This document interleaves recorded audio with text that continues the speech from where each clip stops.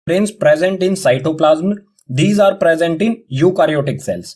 Endoplasmic reticulum जो है ये मेम्ब्रेन्स का, ठीक है, ये मेम्ब्रेन्स का एक नेटवर्क होता है। जो भी मेम्ब्रेन यानी कि झिल्ली जो है उनका एक जाल होता है जो कि साइटोप्लाज्म में प्रेजेंट होता है और ये पाया जाता है यूकारियोटिक सेल्स में। यूकारियोटिक सेल्स यानी कि जो वेल डिफाइंड न्यूक्लियस होता है, ठीक है, उनमें ये पाया जाता है।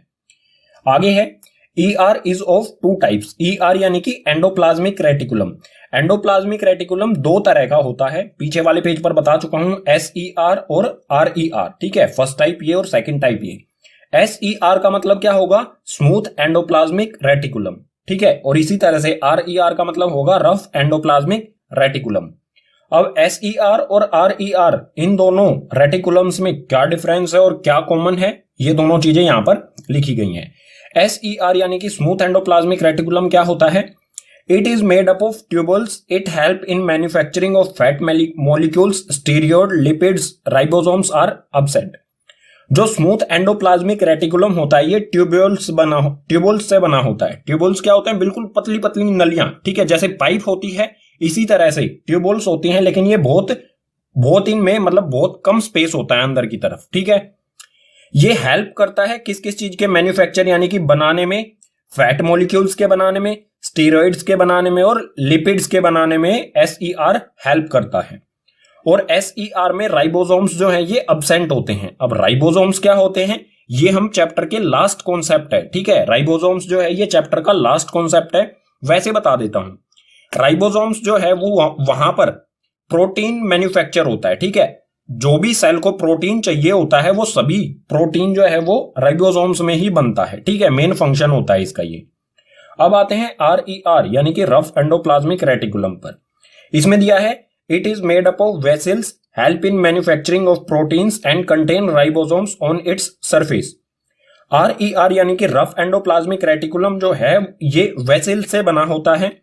ये इसका मतलब ये हेल्प करता है प्रोटीन के मैन्युफैक्चर में, ठीक है, प्रोटीन बनाने में ये हेल्प करता है और इसमें राइबोसोम्स होते हैं, ठीक है, जो भी ये RER है इसके सरफेस पर राइबोसोम्स होते हैं।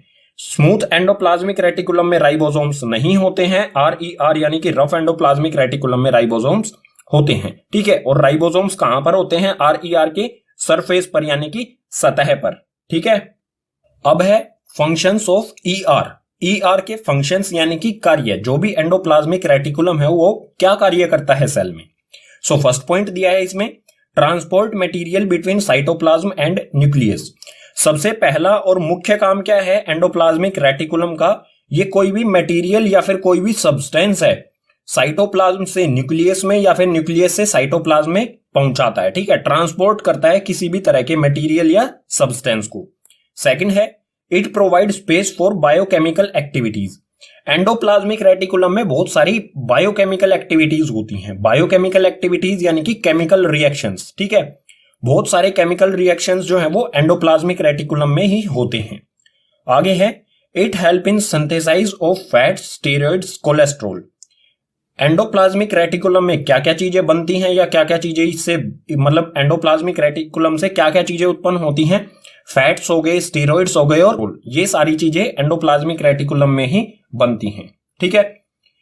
एक और पॉइंट है इसमें, it help in detoxification of poisonous product. Most important point है ये क्या कह रहा है कि जो भी पॉइजनस प्रोडक्ट्स होते हैं, पॉइजनस प्रोडक्ट यानी कि जो सेल को नुकसान पहुंचाने वाले प्रोडक्ट्स हैं, ठीक है, जो सेल को डैमेज कर सकते हैं, उनका ये डिटॉक्सिफिकेशन कर देता है, यानी कि उन्हें सिंपल प्रोटीन्स में चेंज कर देता है, सिंपल सब्सटेंसेस में चेंज कर देता है। जो भी जहरीले तत्व होते हैं सेल के अंदर उनको सिंपल सब्सटेंसेस में चेंज कर देता है, ठीक है।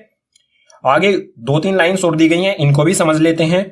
Some of the protein and lipids help in building cell membrane and this process is known as membrane biogenesis.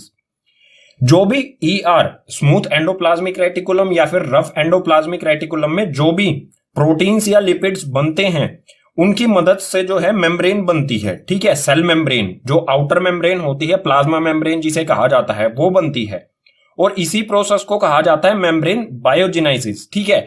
यानी कि जो मेम्ब्रेन है वो मजबूत रहती है किसकी वजह से, एंडोप्लाज्मिक रेटिकुलम की वजह से। आगे है protein also send to various places in cell depending on need. Endoplasmic reticulum का एक और काम दिया गया है यहां पर, ये क्या करता है, प्रोटीन को भेजता है अलग अलग जगह पर, सेल में अलग अलग जगह पर जहां जितनी जरूरत होती है, ठीक है। और ये सिर्फ एंडोप्लाज्मिक रेटिकुलम अकेला नहीं करता है, ये हेल्प लेता है गोल्जी एपरेटस की, जिसके बारे में हम पढ़ते हैं नेक्स्ट पेज पर। सेल का सेकंड ऑर्गेनल है गोल्जी एपरेटस। गोल्जी एपरेटस को गोल्जी कॉम्प्लेक्स भी कहा जाता है और ये नाम इनकी खोज करने वाले कैमिलियो गोल्जी के नाम पर ही पड़ा है, ठीक है। सो गोल्जी एपरेटस क्या होता है? It is a system of tubules and membrane bound vesicles arrange parallel to each other in stacks called cisterns. ये एक सिस्टम होता है ट्यूबल्स और मेम्ब्रेन बाउंड वेसल्स, ठीक है। ये किन दो चीजों से बना है? एक तो ट्यूबल से और एक मेम्ब्रेन बाउंड वेसल्स से। और ये एक दूसरे से, जो ये मेम्ब्रेन बाउंड वेसल्स हैं, ये एक दूसरे से लगभग पैरेलल होती हैं, ठीक है, जिन्हें सिस्टर्न्स कहा जाता है, ठीक है। ये हम डायग्राम में समझेंगे सिस्टर्न्स क्या हैं, ये ट्यूबल्स या मेम्ब्रेन बाउंड वेसल्स क्या हैं। देख लेते हैं इसके फंक्शंस। जो गोल्जी एपरेटस है इसके क्या क्या कार्य होते हैं। तो फर्स्ट है इसमें lipids and protein synthesised in ER are packed at Golgi complex. जो भी लिपिड्स और प्रोटीन्स बनता है ईआर यानी कि एंडोप्लाज्मिक रेटिकुलम में, जो भी लिपिड्स या प्रोटीन बने हैं उनको पैक करने का काम करता है गोल्जी एपरेटस, ठीक है। नेक्स्ट है transport material inside and outside the cell. ये कोई भी मटेरियल हो उसको सेल के बाहर भेजने वाले को बाहर भेजता है और सेल के अंदर कहीं पे जरूरत है किसी मटेरियल की तो उसके पास भेजता है। यानी कि इसका काम क्या है? ट्रांसपोर्ट करना, किसी भी मटेरियल को जरूरत के हिसाब से ट्रांसपोर्ट करना, ठीक है। जैसे प्रोटीन है, प्रोटीन सेल के बाहर जरूरत है तो ये सेल के बाहर भेज देगा, और सेल के अंदर कहीं पर भी जरूरत है तो सेल के अंदर भेजेगा, ठीक है।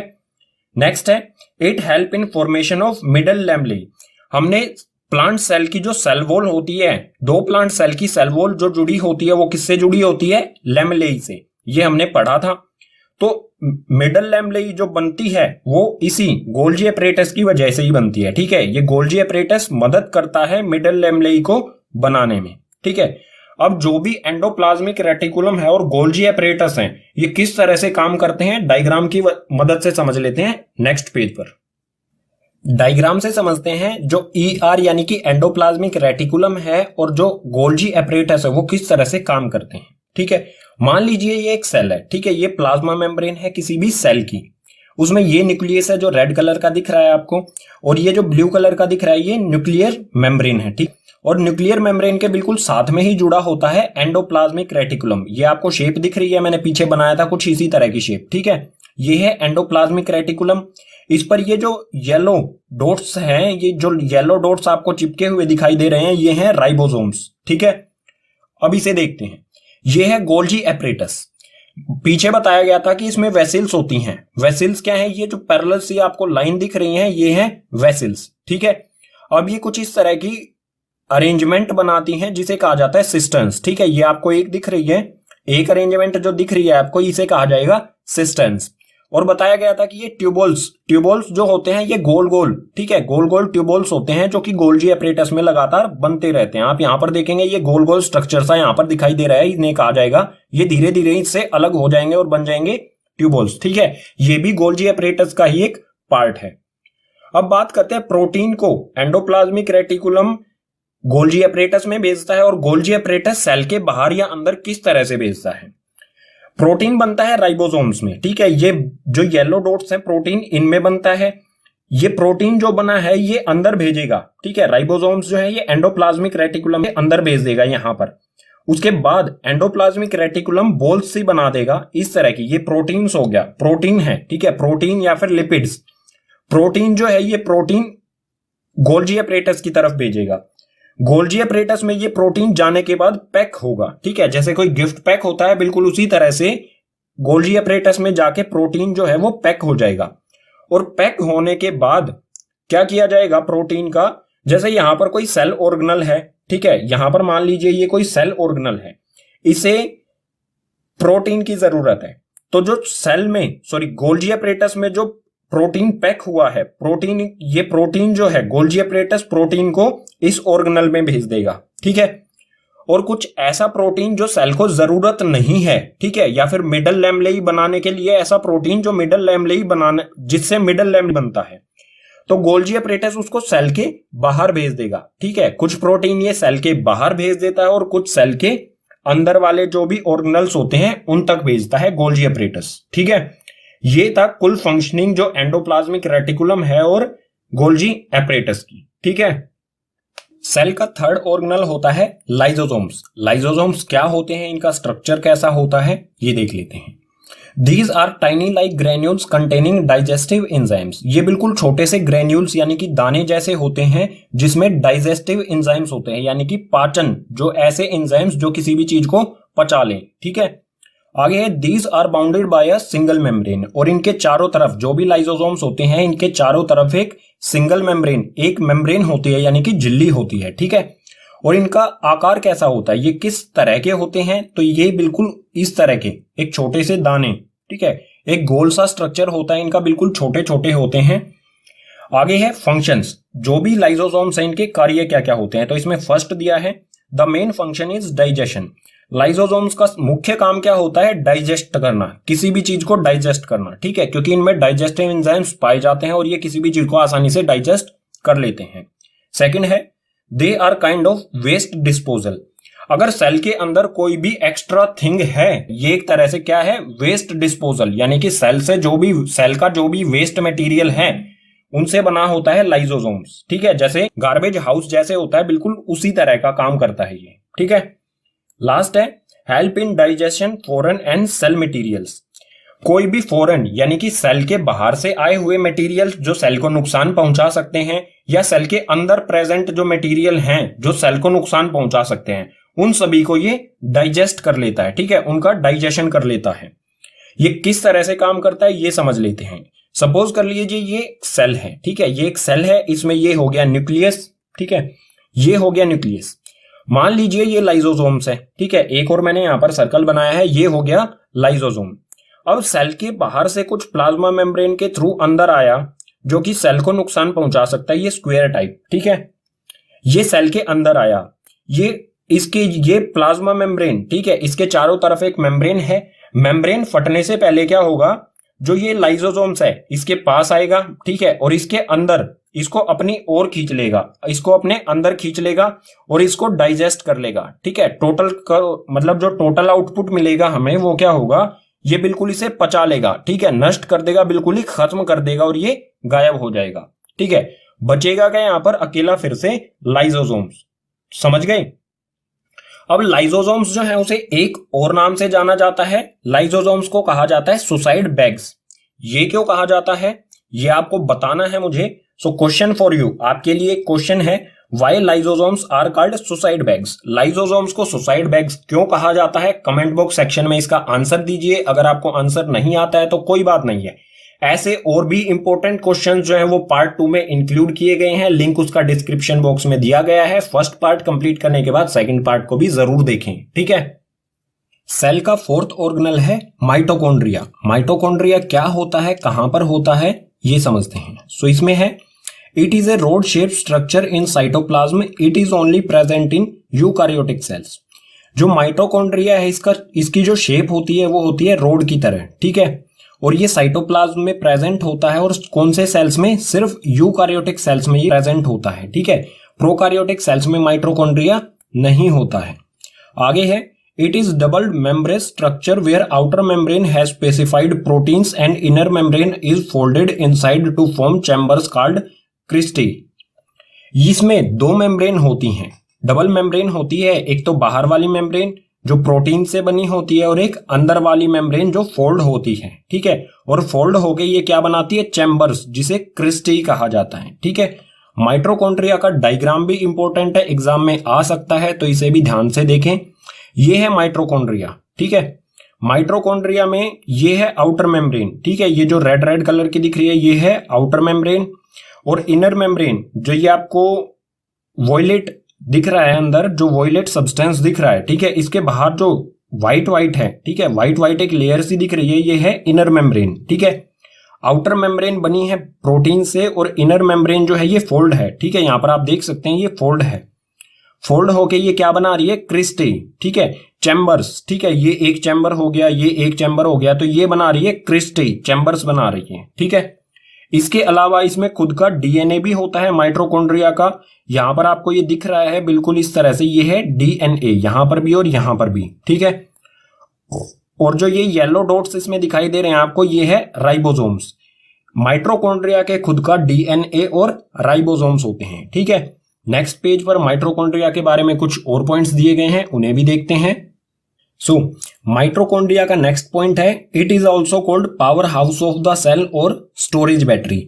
जो माइटोकॉन्ड्रिया है इसको दो और नामों से जाना जाता है, उसमें है power house of the cell, ठीक है, और स्टोरेज बैटरी। ये दोनों माइटोकॉन्ड्रिया के ही नाम हैं, ठीक है।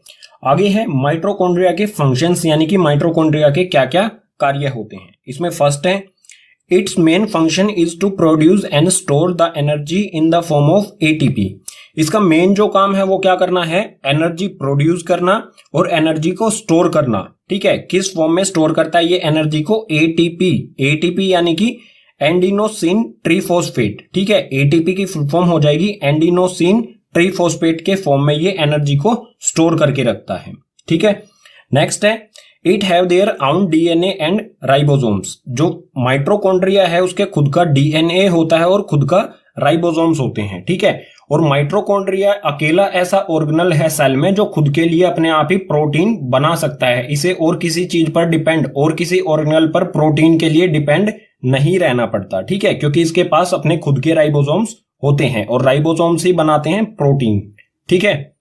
सेल का फिफ्थ ऑर्गेनल है प्लास्टिड्स। प्लास्टिड्स क्या होते हैं, कहां पर पाए जाते हैं, इसमें दिया गया है हमें, these are present only in plant cell, it have their own DNA. जो प्लास्टिड्स हैं ये सिर्फ प्लांट सेल्स में ही पाए जाते हैं, यानी कि एनिमल सेल्स में ये नहीं होते हैं, सिर्फ प्लांट सेल्स में। और इनका खुद का डीएनए होता है, ठीक है, खुद का डीएनए प्लास्टिड्स का भी होता है और माइटोकॉन्ड्रिया का भी होता है। प्लास्टिड्स तीन तरह के होते हैं, ठीक है, 3 टाइप्स ऑफ प्लास्टिड। इसमें सबसे पहला टाइप है ल्यूकोप्लास्ट, ठीक है, सेकंड टाइप है क्रोमोप्लास्ट और थर्ड टाइप है क्लोरोप्लास्ट। अब ये क्या होते हैं, ये किस तरह का होता है, ल्यूकोप्लास्ट किस तरह का होता है, colour white found in underground parts. जो ल्यूकोप्लास्ट है इसका कलर व्हाइट होता है और ये सेल के अंडरग्राउंड पार्ट्स में पाए जाते हैं, ठीक है, यानी कि सेल के कहीं बीच में पाया जाता है। सेकंड है क्रोमोप्लास्ट। क्रोमोप्लास्ट जो है इसका कलर रेड या ब्राउन कलर का होता है। ये जो है जो भी सेल है उसकी लेयर पर पाया जाता है, ठीक है, ऊपर की तरफ। नेक्स्ट है क्लोरोप्लास्ट। क्लोरोप्लास्ट जो है ये इसका कलर ग्रीन होता है और फाउंड इन एरियल पार्ट्स। ये एरियल यानी कि ऊपर वाले हिस्सों में पाया जाता है। ये दोनों क्रोमोप्लास्ट और क्लोरोप्लास्ट दोनों ये एरियल पार्ट्स में ही पाए जाते हैं किसी भी प्लांट सेल के, ठीक है। अब देखते हैं प्लास्टिड के फंक्शंस। फंक्शंस यानी कि क्या क्या कार्य होते हैं प्लास्टिड्स के।